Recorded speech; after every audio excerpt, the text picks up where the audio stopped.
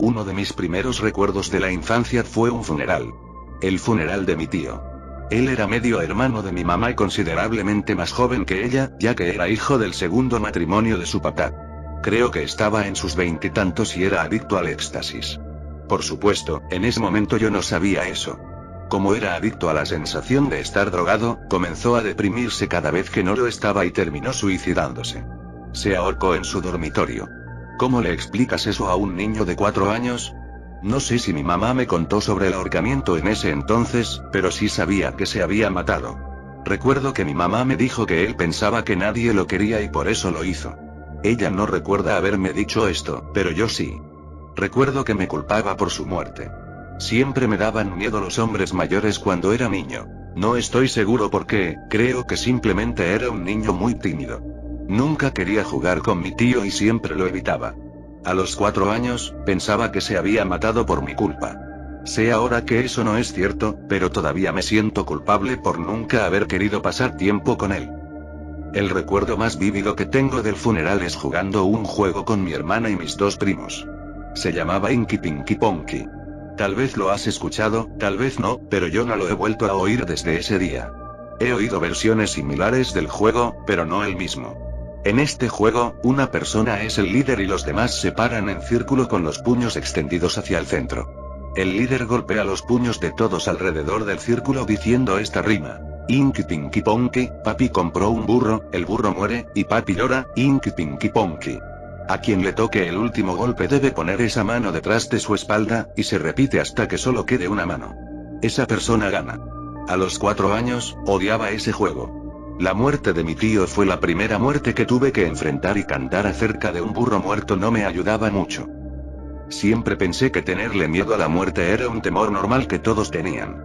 Pero mi miedo era más profundo. Me negaba a ver cualquier película en la que murieran personajes. No vi El Rey León hasta que tenía como 16 años. Me aterraban los hospitales y aún no entro en uno a menos que sea absolutamente necesario. Siempre tuve miedo de dormir cuando era niño, y creo que tenía algo que ver con el hecho de que dormir y morir me parecían muy similares. Los padres suelen explicar la muerte como dormir para siempre. No estoy seguro de si mis padres me lo explicaron así, pero ciertamente lo explicaría. Tal vez mi miedo a dormir también provenía de las pesadillas que solía tener. Una en particular ahora me parece muy tonta. Soñé que huía de una bruja en un bosque. Finalmente me atrapó, me llevó de regreso a su casa e intentó cocinarme y comerme. Por supuesto, desperté antes de que eso sucediera. Otra vez, cuando era mayor, soñé que había hecho algo malo en la escuela y me iban a castigar con la pena de muerte. Supliqué a mis padres que hicieran algo, pero solo se encogieron de hombros. Desperté mientras estaba sentado en la silla eléctrica. Un sueño del que recuerdo menos probablemente me afectó más. Soñé con un funeral. Pero no cualquier funeral, sino el de un bebé. La única imagen que aún recuerdo de este sueño es un pequeño ataúd. Esa imagen me persiguió toda mi infancia. Hace unos años, estaba viendo fotos viejas en una tarde lluviosa. Me senté en el suelo de la sala, hojeando los álbumes y admirando lo lindo que era. Luego revisé una caja de fotos que eran en su mayoría duplicados o fotos que nunca se habían puesto en el álbum. Al final de la caja, encontré una tarjeta con la foto de un bebé. El bebé se parecía un poco a mí, pero sabía que no era yo porque sobre la foto estaba escrito el nombre de Peter. No me molesté en abrir la tarjeta. Solo se la mostré a mi mamá y le pregunté quién era. Oh, esa es la tarjeta del funeral cuando murió el bebé de tu tía Susan. ¿La tía Susan tuvo un bebé? Pregunté. Más o menos. El bebé nació muerto a los 7 meses. Era lo más cerca que había llegado de un embarazo a término, así que hicieron un funeral por el pobrecito. ¿Tú estuviste allí? El relato casual de mi mamá me inundó de imágenes. Todo volvió a mí antes de que pudiera parpadear. Mi sueño del funeral del bebé no era solo un sueño. Realmente había sucedido. Yo era demasiado pequeño para recordarlo. El bebé murió cuando yo tenía unos 3 años, casi 4, unos 6 meses antes del funeral de mi tío. Mi cerebro no pudo retener esa memoria, pero la pesadilla que me persiguió durante años permaneció conmigo. Un día, cuando tenía unos 14 años, mi mamá recibió una llamada telefónica. Se sentó a la mesa, llorando, y supe que algo andaba muy mal. Me quedé a unos pasos de ella, llorando también, aunque no sabía qué había pasado. Siempre he sido de llorar por simpatía, especialmente cuando se trata de mi mamá. Ella bajó el teléfono cuando la conversación terminó y me dijo que mi tía Diana había muerto. Era la hermana de mi mamá, y no habían hablado en años por problemas con mi abuela. Aún así, era su hermana. Sostuve la cabeza de mi mamá entre mis brazos mientras ambos llorábamos unos minutos más. Luego tuvo que bajar al sótano. Mi abuela vivía allí y mi mamá tenía que decírselo. No había manera de que yo la acompañara a compartir la noticia. Solo puedo imaginar el dolor de enterarse de que tu hijo ha muerto. No fue del todo una sorpresa, ya que sabíamos que la tía Diana tenía un tumor cerebral, pero no por eso fue menos triste. Me fui a sentar al sofá mientras mi mamá daba la noticia. Detrás de nuestro sofá, en un estante, teníamos un reloj. Era un reloj carrusel alemán y me gustaba ver cómo las pequeñas bolas doradas del carrusel giraban una y otra vez. Creo que, de alguna manera, me calmaba. Ver el paso del tiempo mientras el carrusel giraba era relajante, como las olas del mar yendo y viniendo. Me giré para ver el reloj, pero el carrusel se había detenido. La hora marcaba las 3:47. Revisé el reloj del VHS, que decía 4:22. Me senté en el sofá con las manos en el regazo, pensando en mi tía. Pensé en cómo debía sentirse mi mamá. Me pregunté si se sentía culpable por no haber hablado con ella en todo ese tiempo. Igual que yo me sentía culpable por no pasar tiempo con mi tío antes de que muriera. Mi mamá volvió a subir unos minutos después. Empezó a caminar hacia el otro sofá cuando sus ojos se fijaron en el reloj. ¿Eso es todo? Tomó el reloj, levantó la cúpula de cristal y sacó las pilas. Fue al garaje y las tiró al contenedor de baterías muertas. Volvió a la sala, luciendo exasperada. Por supuesto que estaría molesta, digo, su hermana acababa de morir, pero ¿por qué tanto alboroto por un reloj? Mamá, ¿qué pasa? Pregunté. Ese maldito reloj. Murmuró, frotándose la frente con una mano. Es solo un reloj, ¿cuál es el problema? Se sentó a mi lado en el sofá y parecía que intentaba recomponerse antes de hablar de nuevo.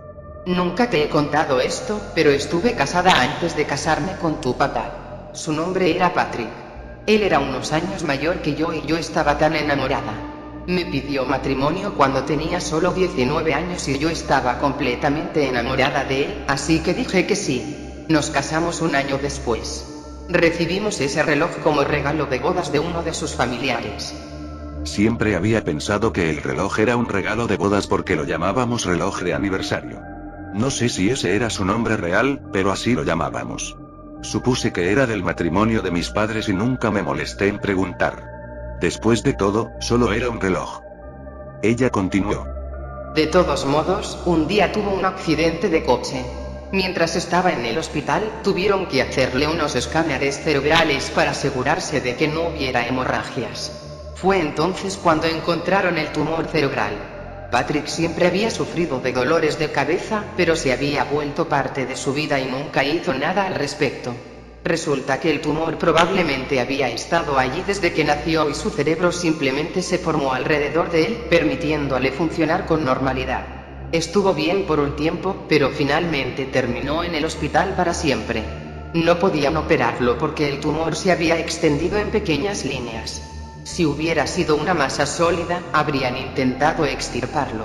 Sus últimos meses pasaron dolorosamente lentos.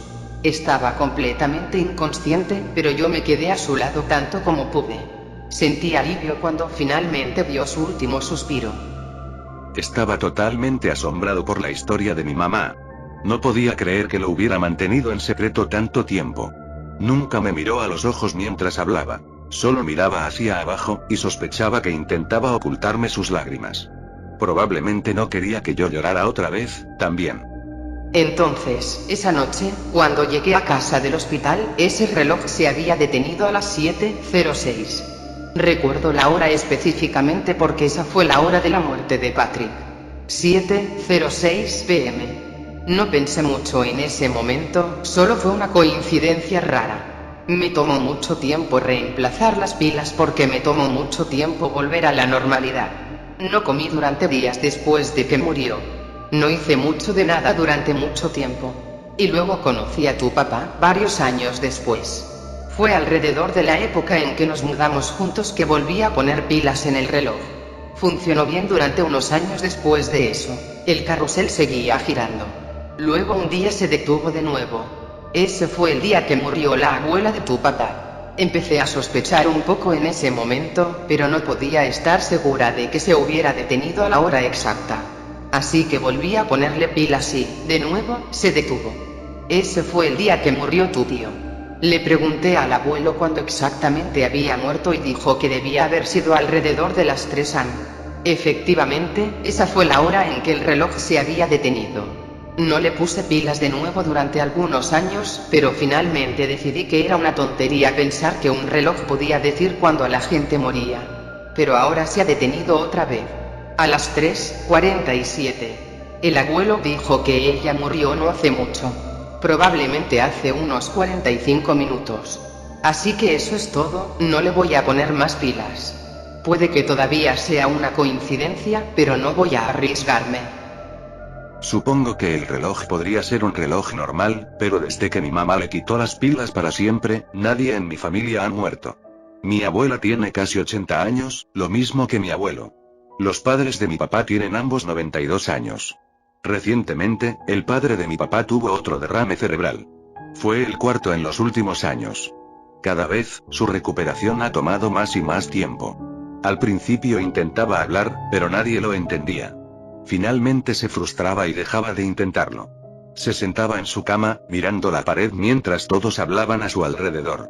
Después de este último derrame, ni siquiera ha intentado hablar de nuevo. Puedo notar que está miserable.